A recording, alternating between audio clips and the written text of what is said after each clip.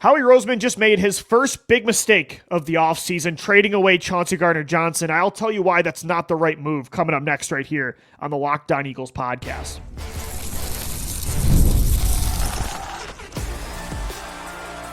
You are Locked On Eagles, your daily Philadelphia Eagles podcast. Part of the Locked On Podcast Network, your team every day. We thank you so much for making us your first listen each and every day right here on the Locked On Eagles podcast, and your second listen of the day today, as we have a bonus Tuesday edition of the show for you. I'm your host, Louis DiBiase.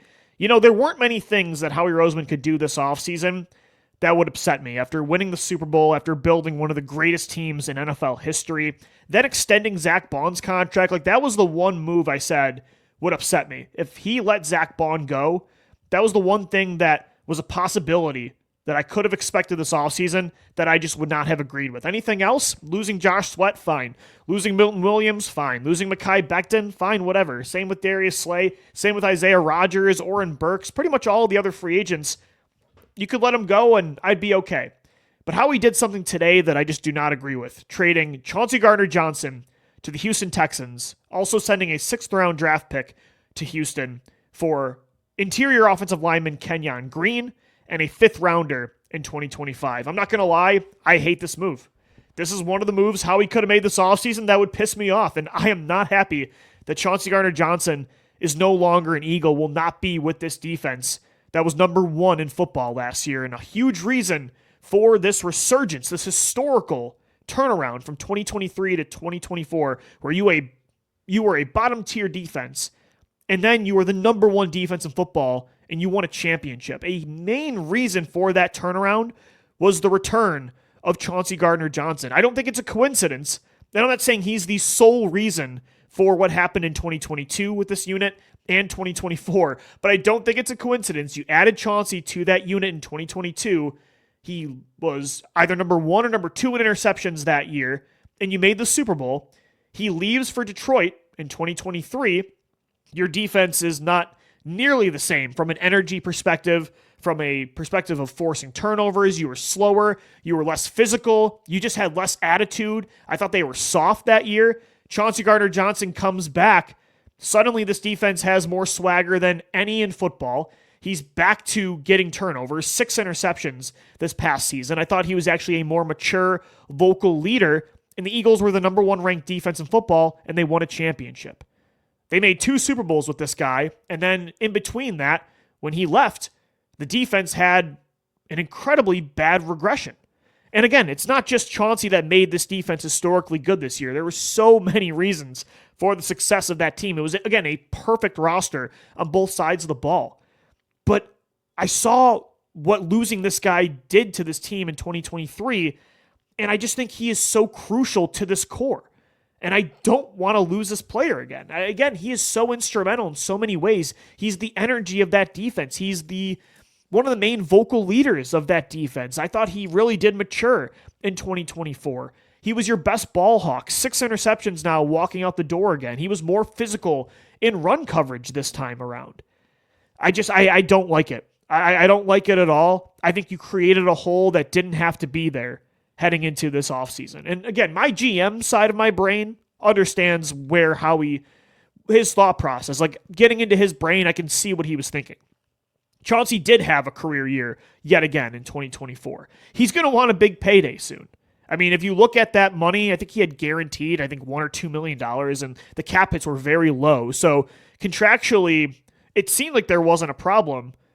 But Chauncey was outplaying that contract. And if he had another big year this season, he was going to want to be paid like a top-tier safety in the NFL. He was going to want that payday, and you cannot pay everybody on this roster. You're spending so much money on offense.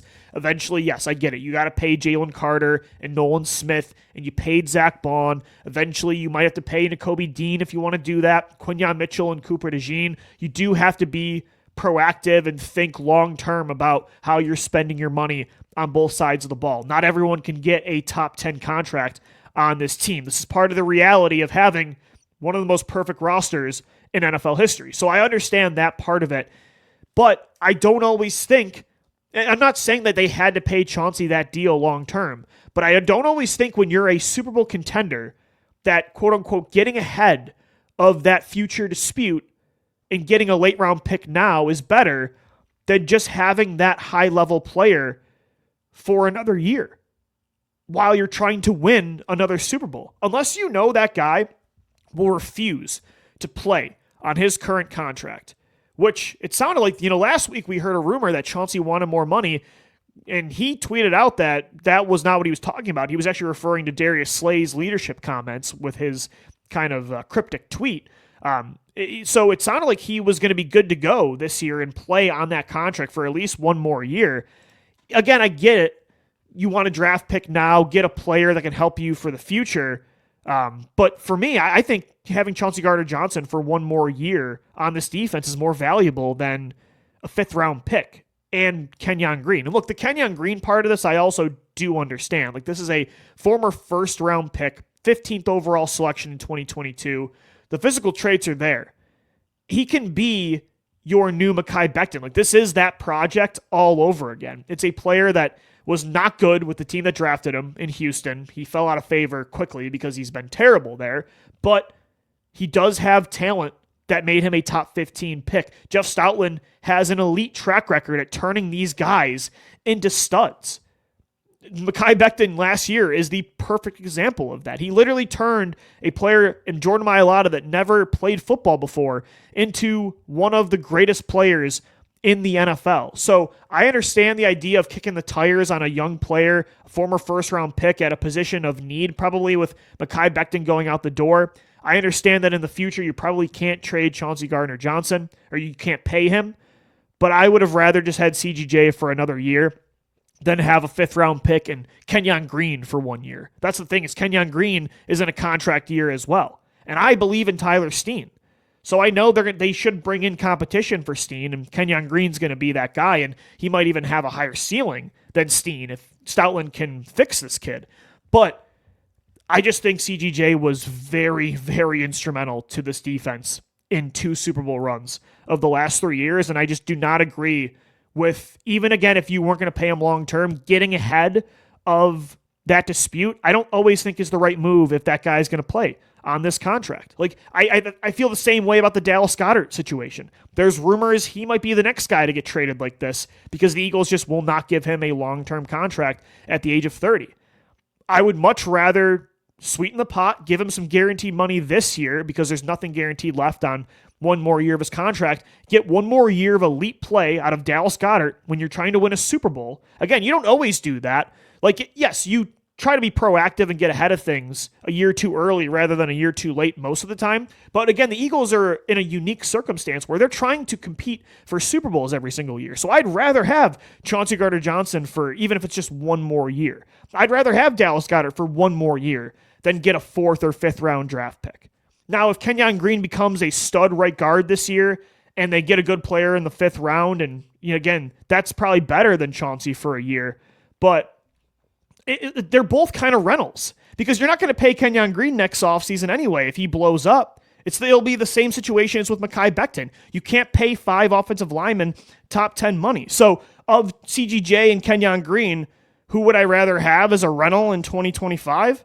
I'd rather have CGJ. Now, they disagree clearly and see the trenches is more valuable, seeing right guard is more valuable. You can make the argument it is, but I think there's so many different ways that Chauncey positively impacts this defense, I think is more valuable than what they got back in this trade. So there's not many things I'm going to disagree with Howie Roseman this offseason and in the future, but this is one move that I do not think was the right decision for the Eagles. Chauncey Gardner-Johnson going to the Houston Texans and a 6th-round pick for Kenyon Green, who will now compete with Tyler Steen to start at right guard, I imagine, with Mekhi Becton being out the door. And they also got a 5th-round draft pick back this year. So lots of 5th-rounders that they have in the 2025 NFL Draft. Who will replace CGJ in 2025 next to Reed Blankenship as a starting safety? I'll get into that coming up next on this bonus edition of the Locked On Eagles podcast. This episode of Locked On Eagles is brought to you by Betterhelp. Taking care of your mental health can feel like a big investment, and it's important as taking care of your body. Traditional in-person therapy can cost anywhere from $100 to $250 per session, but with Betterhelp, you can save up to 50% per session. Betterhelp offers a flat fee for weekly online therapy sessions, making professional support more accessible and affordable with over 30,000 therapists and over 5 million people helped. It's the world's largest online therapy platform. We spend money on gym memberships and healthy food. Why not invest in your mental health as well? Therapy isn't just for tough times. It's a great tool for learning coping skills and setting boundaries. Your well-being is worth it. Visit betterhelp.com/lockedon today to get 10% off your first month. That's BetterHelp, HELP.com/lockedon. Guys, today's show is also sponsored by TurboTax.